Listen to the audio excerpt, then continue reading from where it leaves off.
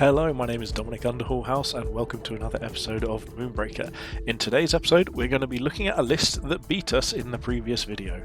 So what we've done is we've put it together from as much information as we could glean from their list, and also from a couple of other people that have played against the same player. So the player that we've got this from was called Soul Rider Forever, and they were, I think at the time, a level 96 player, and they handily beat me. So I'm looking forward to playing a bit more of this list. I have tried it out a little bit outside of this, and actually I've really enjoyed it, so I think it is worth making a video about it. So I've called the list Stolen Zax because that's exactly what I've done. I've stolen it from someone else, so I'm not trying to take any credit here. The one thing I will say is that we did have a situation where basically we didn't see all of their units, so we had to guess the last one. What I've done is I've put something in based on a curve consideration that I think can be reasonable, but it could be that we go for something different. So this list is basically, it was pretty much what I was hoping to work out after my last Zax video, where in the last one I was trying to skip a 1-drop and sort of build up from there. I think in the current state of things, skipping a 1-drop is pretty risky, and for anyone that's not playing a lot of melee units, it's always going to be Maximus. So basically this list is looking to curve out, fairly straightforward. It's not a complicated process, but we want to have a few options in there as well. So we turn 1, we go Maximus, a really good unit to just poke things down alongside Zax. 3 hits kills most of the 1 and 2 drops. Then we've got Rickety Backfire to try and take something out in 1 turn, which is what our opponent played against us as well. And this is where things start getting a little bit interesting.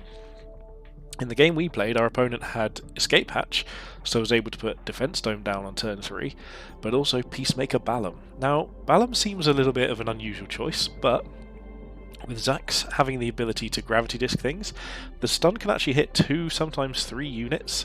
It's not that difficult to do so, so it's actually quite a powerful thing. But given that we're playing that on turn 3, our turn 4 then looked a little strange. So the unit I filled in is Deadeye, because what I wanted the option to do is we've got Nectarvine for the turn 4 play, which is what our opponent did, and then we've got the other option is to use Peacemaker Balam and play Deadeye out. So this just gives us a couple of options for that turn 4 that I don't know what would have been coming. From what I've heard from other people, sometimes this player uses Fate Twisted Tanton. The reason I've not gone for that is I felt like it was a little low on damage for what I like to play. Not necessarily for anyone, but for what I like.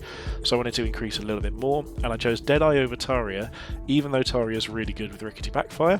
The reason for choosing Deadeye is just the lower active ability cost. That might be something I'd change for Taria in the future, because this synergy is really good, but most of the time Rickety's probably going to be dead by the time we're getting this out anyway, because we're going to be running him into trade for an early unit a lot of the time. Other 4 drops we've got a Savria Safeguard, so we haven't really used much of Savria in a while. I'm really happy to see her, because I was actually really happy with my paint job that I did on that as well. So again, building up that defensive list, and then we've got Florio Lancer as a 5-drop, and Aegys Defense Stone as a 6-drop. So this list basically curves out, tries to sort of compete on an even footing to begin with. Nectarvine triggering, just sort of keeping things alive that little bit longer, actually worked out really well versus us. So I'm keen to get a few more games in and see how this works in practice. So like we said, we've called it Stolen Zax because that's exactly what we did. We stole this list from Soul Rider Forever. If you're out there, brilliant game that we had. I actually really enjoyed it, and that's what sort of spurred me on to make this video. So I'm looking forward to hopefully coming against like an aggro list, but this seems to have pretty good legs against anything. I'll be honest, I didn't see that skin very much, but that almost looked like Baron Zemo. Okay, so what have we got here? So Corrosive is generally considered to be the best option. However, I think we might want Vortex and Plink here, because Corrosive is great, it's really, really good, but we're not going for that big finish anyway, we're not an aggressive list. So I want to try out using Vortex and Plink and see if we think it would be better than Corrosive. Wanna have a jam sesh? Just let me check. Oh no, it's just a hair that was pink. Okay, that's alright. I thought we were looking at a Baron Zemo themed skin there, which would be quite a bizarre one. Nice looking Astra there.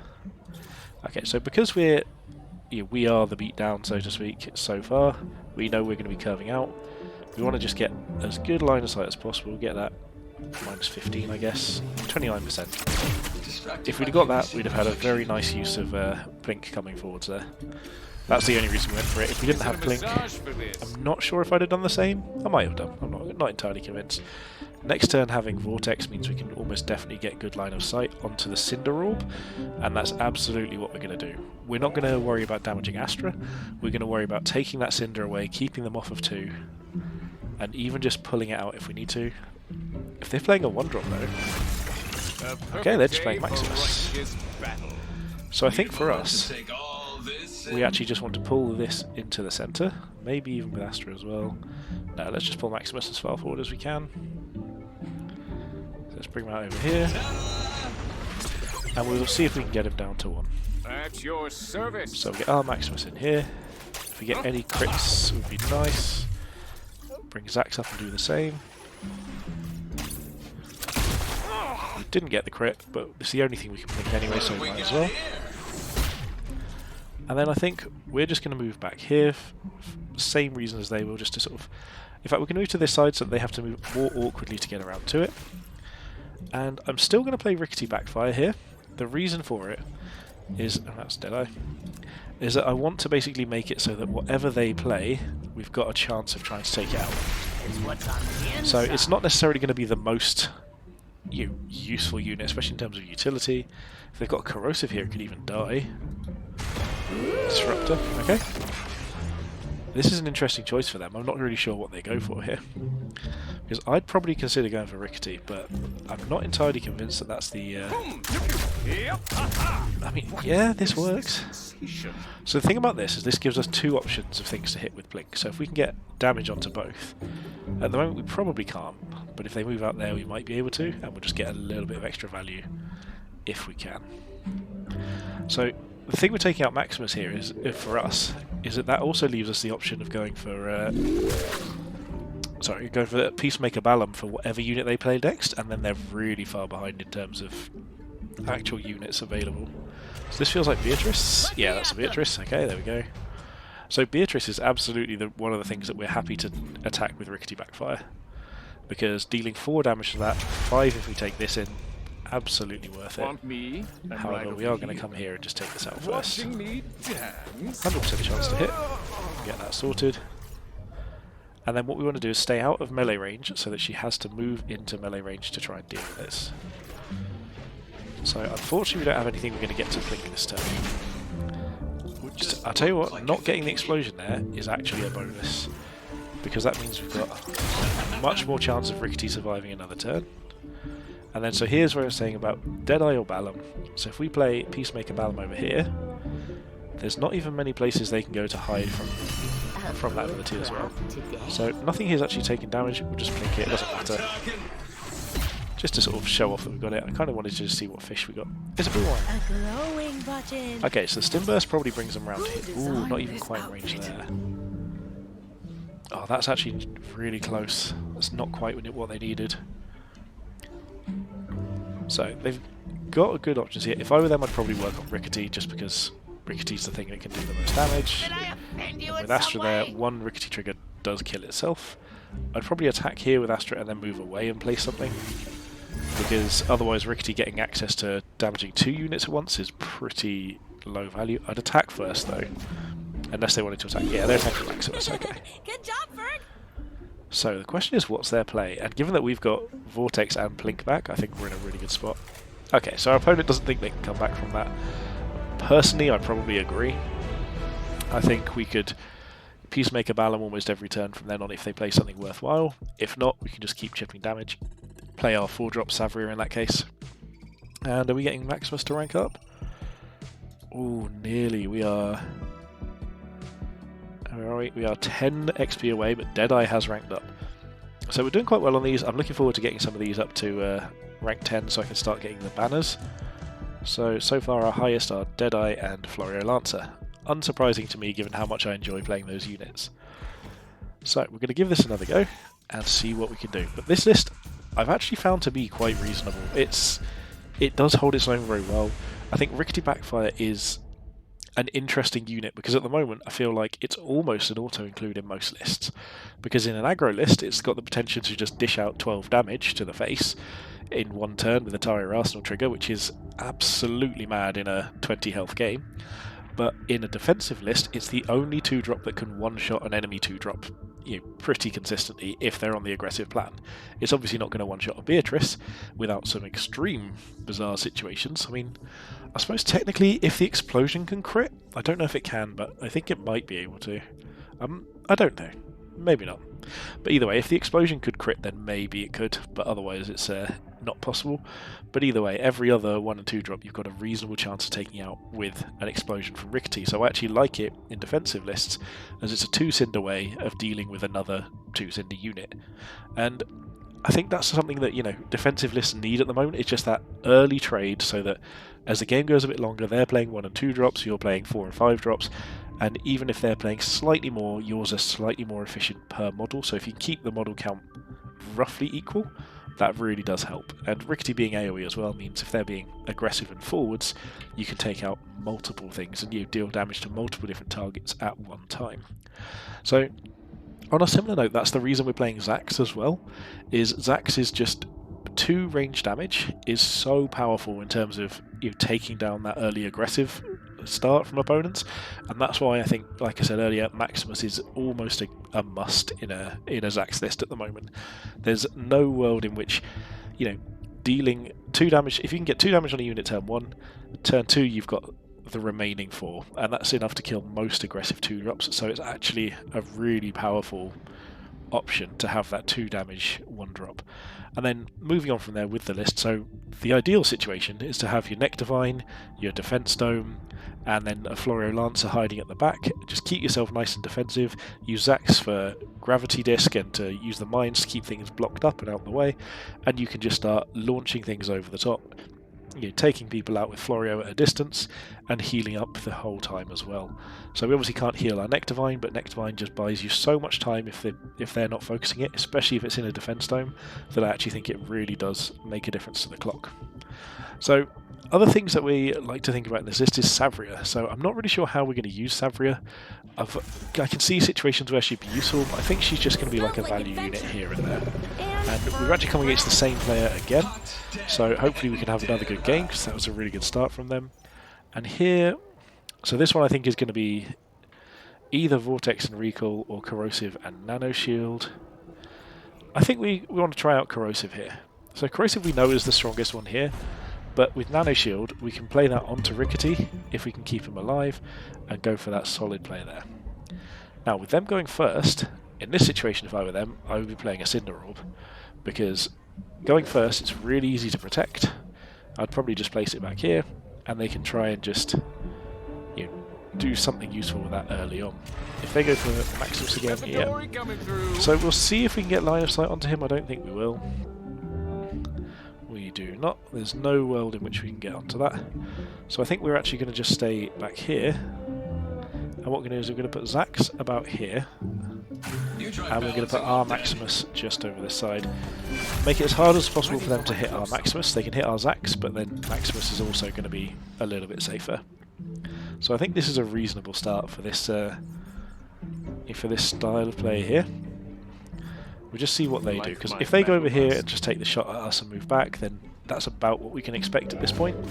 But we're going to be more interested in taking out their units, whereas they're probably aiming at our captain to begin with.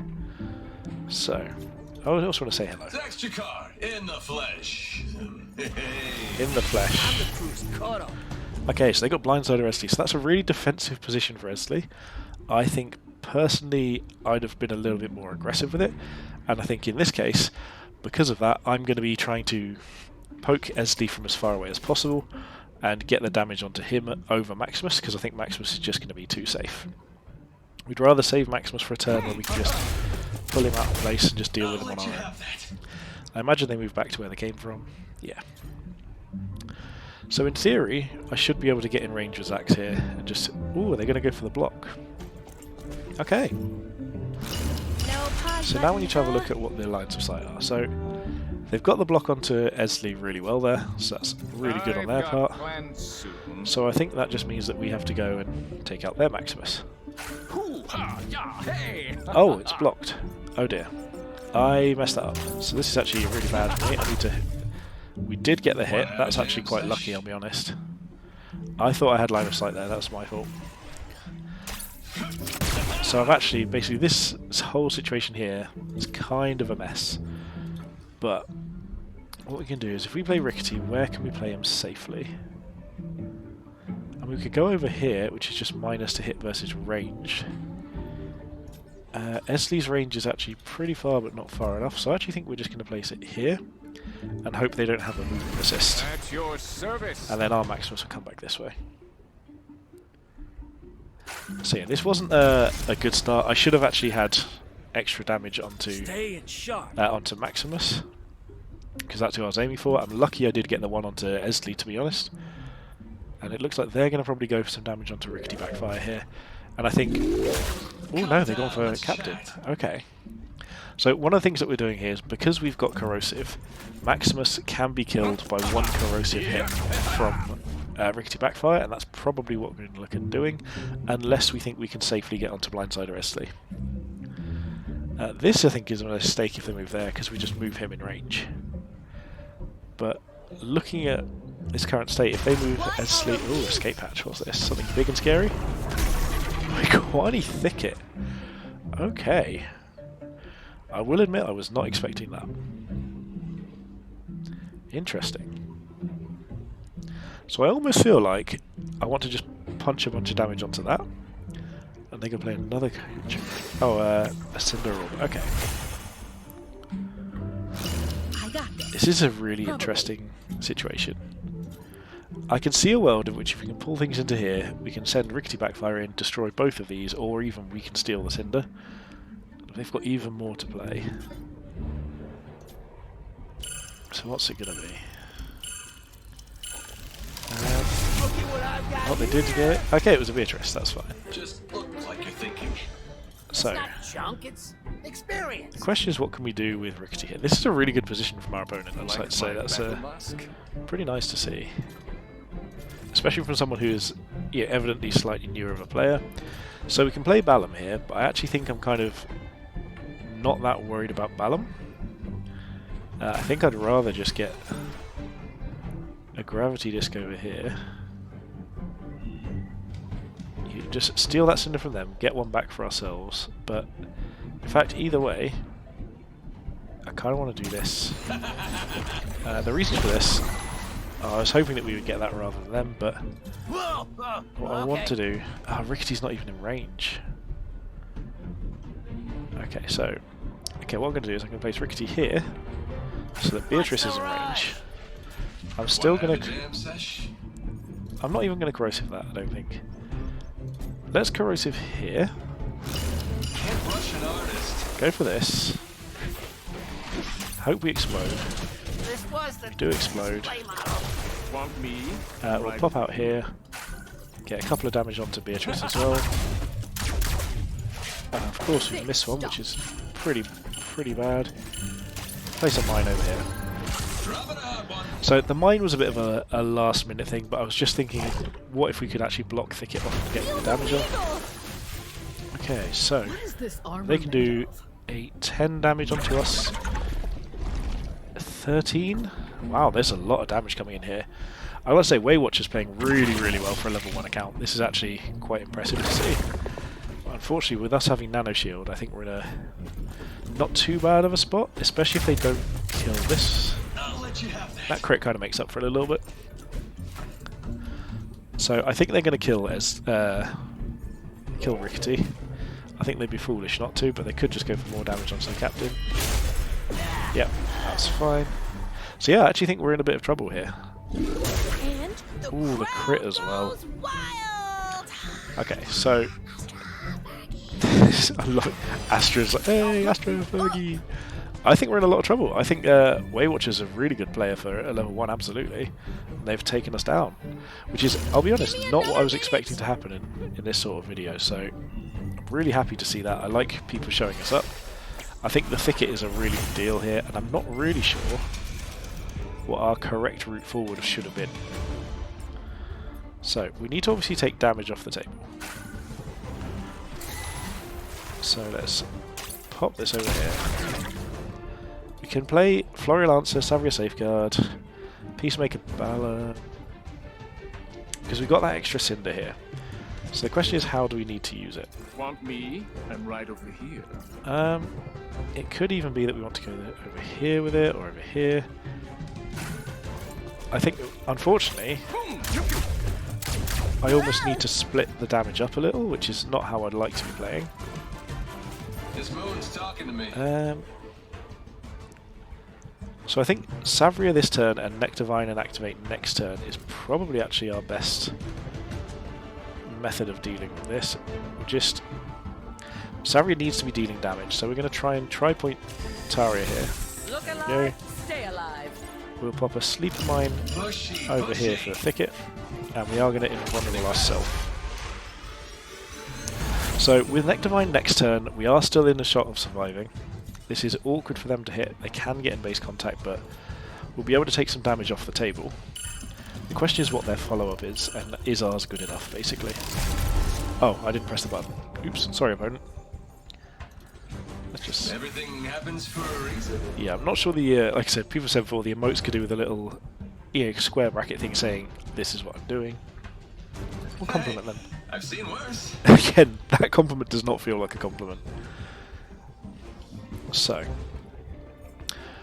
they've got a lot of resources left, and we really don't have that many on the battlefield, but I feel like for this turn at least we're fairly safe.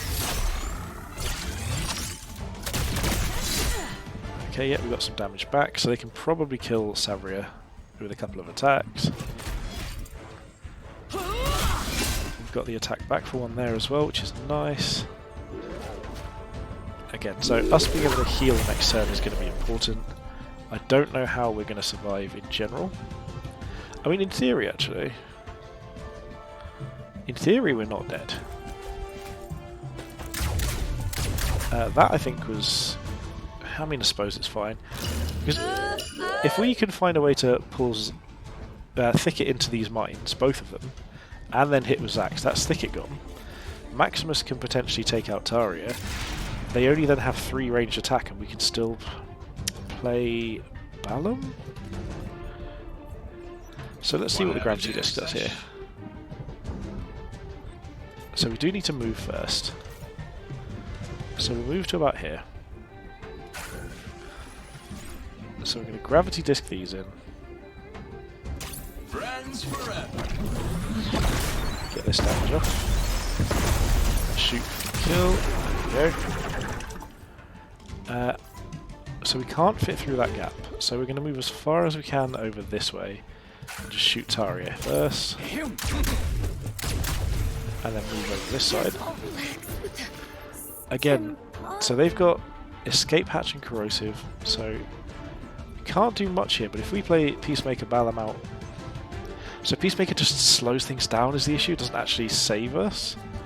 Whereas Deadeye can actually deal more damage. I think we might need Deadeye here. Cool under pressure. So we're going to place Deadeye and place it back here.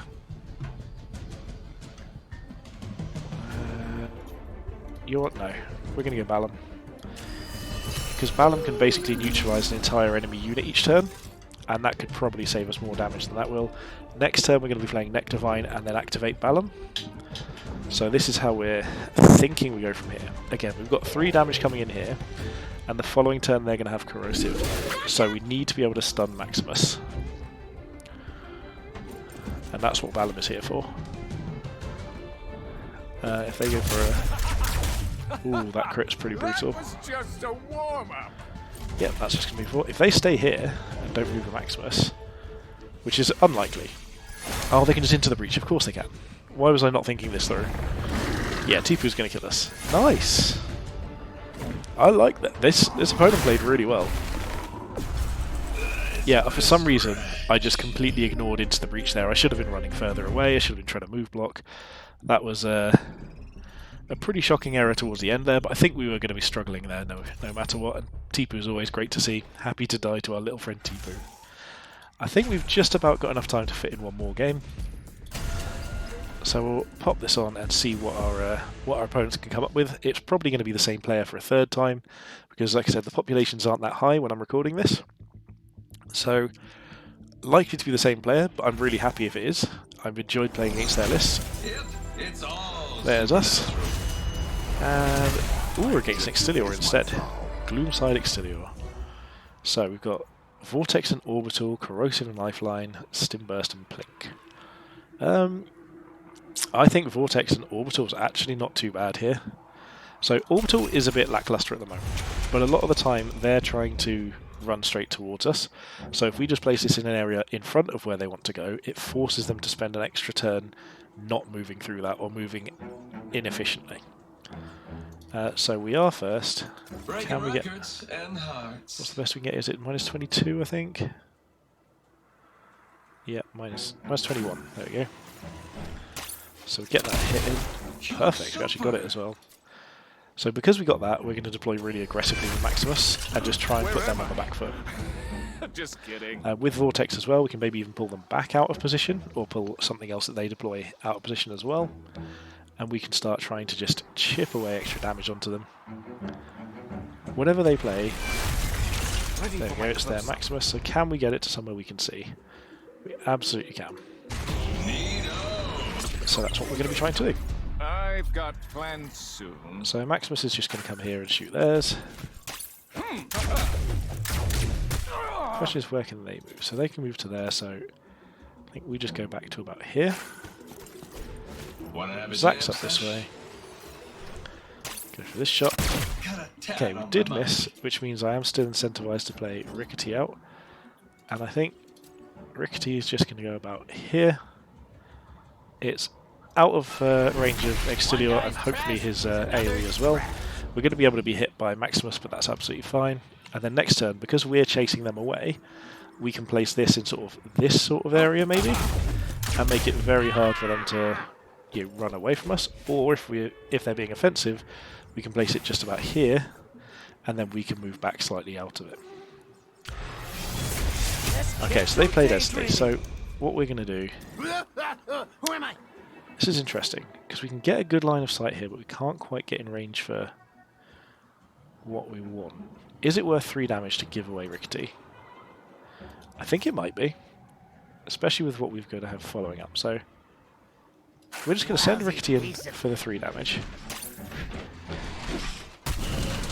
She's fine, blow ourselves up. So Max has to deal damage, so this is going to be... Oh, interesting. Is there no line of sight for Max on anything over here? Okay. So we're just going to pop to here. We've got 50% here. So we should get one of these. There we go. Zax is going to pop over here and just shoot this. He didn't move back very far. We're going to deploy Peacemaker. Actually, Balam's good. But I think here we'd rather have Deadeye. And then we're going to place our orbital, not as big as I remember, probably about here. There we go. We want to make them run the long way around it. So we're not using this to try and deal damage, we're using this to make our opponent run around it. Take the slow route, because otherwise they're going to guaranteed lose their units. So obviously Extilior is probably just going to run this way. Yeah, so them having to run that way is pretty much just the best thing we could ask for. We don't want them to be over here, we want them to be further away. And this is also the reason we play Deadeye, is because we can get the longer shots and things with higher accuracy. Ooh, Extilior's still in range, he didn't quite get out. So they could be looking at blocking us in here, but we have ways around this. Oh, it's cracked though. Okay, sure. So now I almost feel like we just go turn onto them and just try and make it so that they have as few options of surviving as possible. Want me? I'm right over here. So bring this into here. Okay, yeah, they've sort of realised that we were going to be able to tick that clock up. We can ignore these as soon as they move over here, and what we're also going to do is we're going to play Florio Lancer around somewhere, and then that just kind of really puts a clock on them. They don't have enough ways of sort of squeezing out of that. And that was quite a high level player as well, so level 43, nearly twice our level, so really happy with that game as well. Overall, this is one of the most fun found lists I've had so far. So I've really enjoyed it. I think I keep saying that every game, but it was great fun. It was really interactive. It plays a little bit differently to everything I'm used to at the moment, which I quite like. So I can highly recommend it if you want to try something other than the sort of the go-to aggro. I actually think there's a lot of legs to it. I'm not sure Deadeye is still the right choice, but I do still think it's quite possible it is. And I think having enough damage is quite relevant. I think it's worth trying. There are so many rosters out there that are just full aggro all the time. You need to be able to compete with it. This way you've got the Maximus to do so, you've got Rickety backfire to try and take out a unit, Deadeye if you want to go a bit slower, and then in the late game you can just take over with the Defense Dome and Nectarvine, which we didn't really see in these games, but I think people have seen enough of these to know that they start just building up that fortress. Peacemaker Balam is actually a threat in itself, given that it just removes 1 or 2 units from the game every time, and I think it really has the ability to take over where other lists wouldn't do. So thank you very much for watching, guys. Make sure you like, comment and subscribe. I'm really close to hitting 100 subscribers at the time of this, and I'm hoping to do a few fun videos just as sort of celebration of reaching it, so make sure you hit that button. Let me know in the comments what you want to see me doing. I will absolutely consider every single suggestion, and most importantly, have a good day.